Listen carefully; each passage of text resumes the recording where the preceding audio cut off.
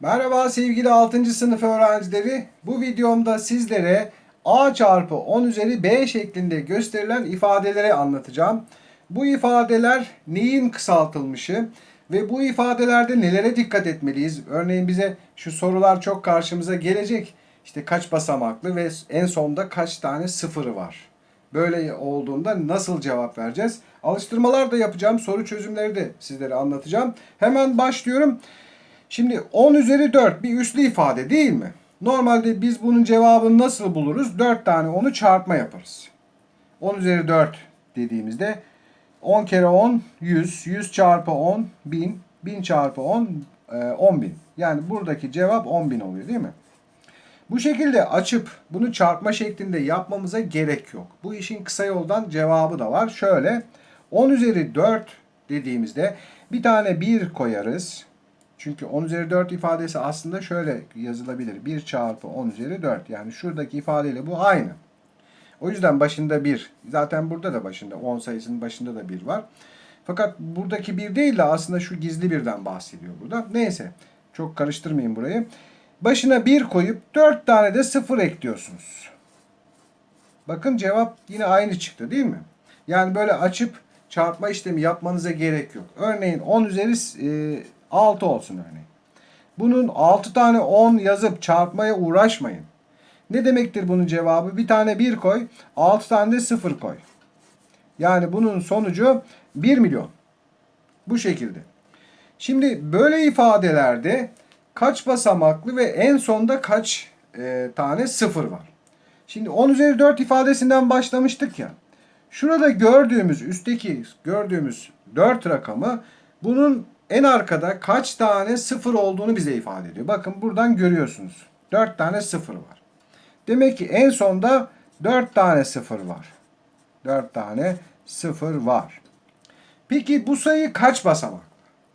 Bu sayı 5 basamaklı. Niye? 4 tane 0 var, bir de başında 1 var. O yüzden bu sayımız 5 basamaklı diyeceğiz. Şimdi 25 çarpı 10 üzeri 3. Ben buraya önceden yazdım. Bu örnek üzerinden gidelim. Şimdi burada sadece 10 üzeri 4 vardı değil mi? Ama burada hem 10 üzeri 3 var hem de 25 çarpı var. Peki nasıl, bunun açılımı nasıl? Şöyle 25, 3 tane de 0 koyacağız. Yani bunun cevabı 25.000. İsterseniz açıp da göstereyim yine konuyu daha iyi anlamak için. Şimdi 10 üzeri 3 ne demek? Şöyle göstereyim. 25 çarpı 10 üzeri 3 ne demek? 3 tane 10'un çarpması demek değil mi? Açtığımız zaman. Bunun cevabı ne olur? 10 kere 10 100, 100 çarpı 10 1000 olur değil mi? Yazalım altına. Yani 25 çarpı 1000 oldu. Onun da cevabı ne çıkıyor? 25.000. Benim bu kadar uğraşmama gerek yok. Ne yaptım? 25'i koydum başa. 3 tane sıfırı da yanına koydum. Cevabı kısa yoldan bulmuş oldum.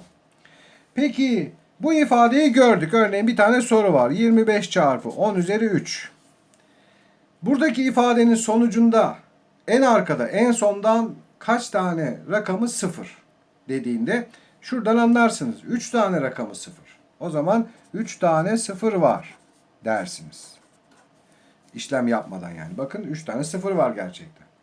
Peki bu ifadenin sonucu kaç basamaklı derse onu da şuradan anlayacaksınız. Burada 3'ü görüyorsunuz. 3 tane 0'ı anladık değil mi? 2 basamak da şurada var.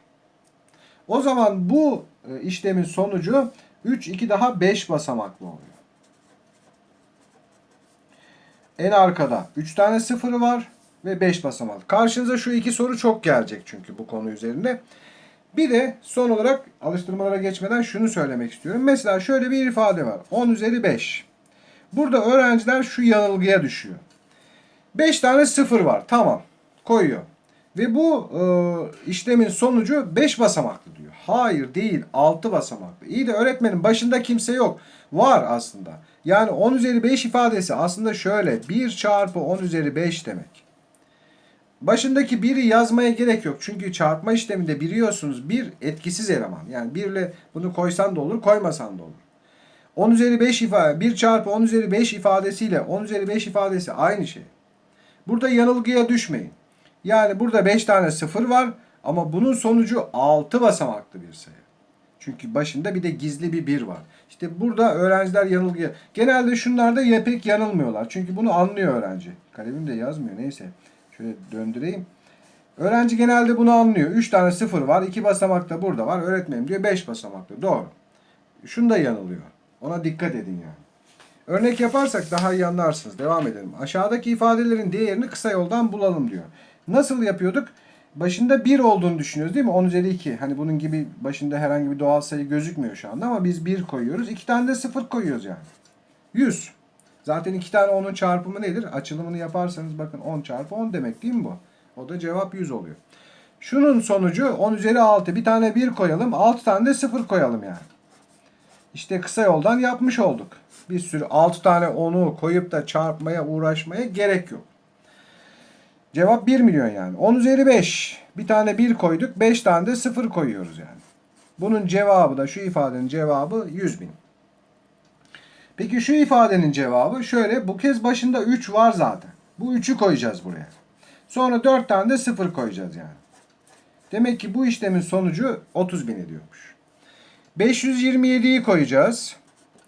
Sonra 4 tane de 0 koyacağız yani. 1, 2, 3, 4. Demek ki bu işlemin sonucu 5 milyon 270 bin oluyormuş. Aşağıdaki ifadeleri a çarpı 10 üzeri n şeklinde yazalım. Ne yapacağız? Mesela şöyle bir ifade var. Şöyle bir doğal sayı var.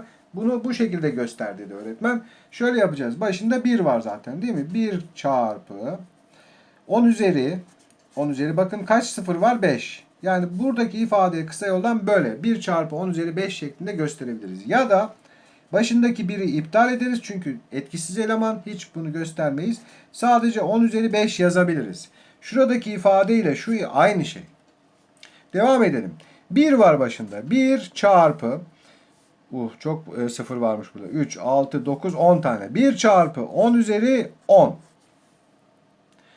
Ya da sadece 10 üzeri 10 diyebilirsiniz. Şuna bakalım 8000. Başında bu kez 8 var. 8 çarpı 3 tane 0 var. 10 üzeri 3. 64 çarpı 10 üzeri 6 0 olduğu için 10 üzeri 6. 58 var başında. 58 çarpı 10 üzeri 9 tane 0 var. İşte bu şekilde göstermiş olduk.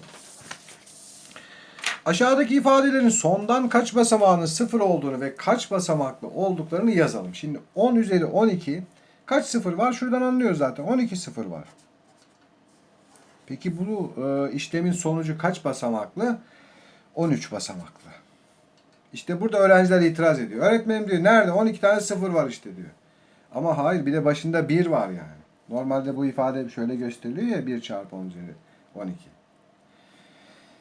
Burada 4 var başında zaten. Neyse ilk önce 0 sayısını. 10 tane 0 varmış bakın. Yazalım. Kaç basamaklı bu sayı? 11 basamaklı. Niye? 10 tane 0 var. Bir de başında 4 var. O zaman 11 basamaklı oluyor. Şu soruyu yapalım. A çarpı 10 üzeri 7 işleminin sonucu 11 basamaklı bir doğal sayıdır. Buna göre A sayısının basamak sayısı kaçtır? 7 tane 0 var burada. Toplamda 11 basamaklıymış bu ifadenin sonucu. O zaman A harfinin yerine 11'den 7'yi çıkarın, 4 basamaklı bir sayı koymak lazım. 4 basamaklı A harfinin yerine. Yani mesela diyelim ki kafadan atayım, 2597 çarpı 10 üzeri 7. Örneğin 4 basamaklı bunu kafadan attım ben. 7 tane 0 var. 4 basamakta burada var. Hepsi beraber 11 basamaklı oldu. Demek ki o zaman A harfinin yerine 4 basamaklı bir doğal sayı gelecekmiş. Öğrencilerin en çok yanıldığı bir soru da sizlere hazırladım. Nerede yanılıyorlar? Şöyle 60 çarpı 10 üzeri 8 ifadesinin sonucunda en sonunda kaç 0 var? Öğrenci buraya bakıyor. Aa 8. Tamam diyor. 8 0 var. A şıkkı. Hayır, puan alamazsın. Niye? Bir 0 da burada var. Bunu niye unutuyorsun? Öndeki doğal sayının içinde de bir 0 var. O zaman 9 tane 0 var. Yani cevabımız burada B şıkkı olmalı. Açılımını da göstereyim. Bunu nasıl açarız biz? Nasıl sonucunu buluruz? 60'ı yazalım. Sonra 8 tane de 0 koyuyoruz değil mi? 1, 2, 3, 4, 5, 6, 7, 8. 8 0 koydum. Bir de başında vardı. 9 tane oldu işte. Demek ki 9 tane 0 var en sonunda. Yani bazen Bu şekilde şaşırtmaca sorular karşınıza gelebilir. Bu doğal sayının içinde de sıfır var mı yok mu ona dikkat edin yani. 8 tane burada görüyorsunuz. Hemen A şıkkını işaretlemeyin. Diğeri 162 çarpı 10 üzeri A ifadesi 18 basamaklı bir sayı ise A yerine yazılması gereken sayı kaçtır? Şimdi bunun sonucu 18 basamaklıymış. Burada 3 basamak var zaten. 18'den 3'ü çıkardığımız zaman o zaman A'nın yerine 15 yazmalıyız. Çünkü 15 tane 0 olacak. 3 tane de basamak burada var. Ve bunun sonucu 18 basamaklı bir doğal sayı olacak. A'nın yerine kim geliyormuş? 15 geliyormuş. Cevap D şıkkı oldu. Umarım sizlere anlatmayı başarmışımdır. Her zaman olduğu gibi iyi çalışmalar, derslerinizde başarılar diliyorum. Başka videolarda görüşmek ümidiyle. Hoşça kalın.